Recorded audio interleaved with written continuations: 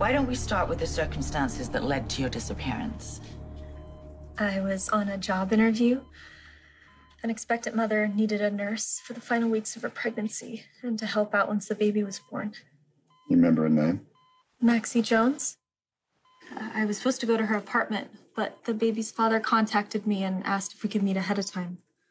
I'm used to anxious partners, so I agreed. And the father's name?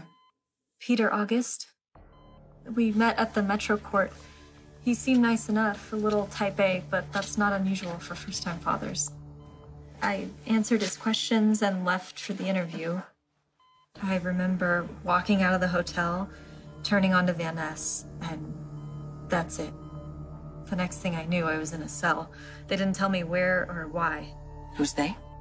The guards and Russell. Who's Russell? The man who runs the place. Russell knew I was a nurse and said I might as well be useful. He had me give basic first aid to the guards and eventually to the other prisoner. There was another prisoner? He helped me escape. He said he'd been a Navy SEAL and he could hold off the guards. What was his name?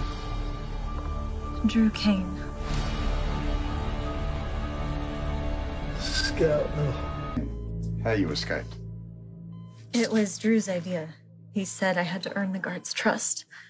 He'd stolen a pen from Russell. He was going to use it to pick the lock on his handcuffs, but instead he told me to turn him in. So I did. If you're asking about...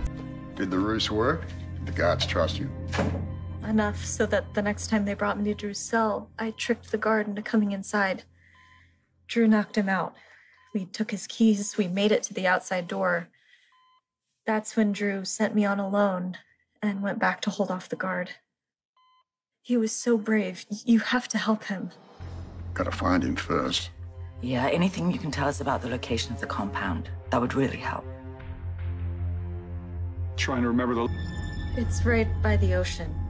That's all I know. You may know more than you realize. Why don't you just take us through what you did? Everything you can remember. I got in the guard's car and floored it. I was sliding all over the road, but I just kept going as fast as I could. I knew they'd be after me. I saw some lights in the distance. I drove toward them, but I missed a turn and drove into a ditch. I must have hit my head and blacked out. When I came to, I started walking toward the lights. And there's a little town, a little bar, some people out front. I told them my name. I said I was an American and I needed help. And then I woke up here. Do you have any idea how far the compound was from where you crashed? It's hard to say.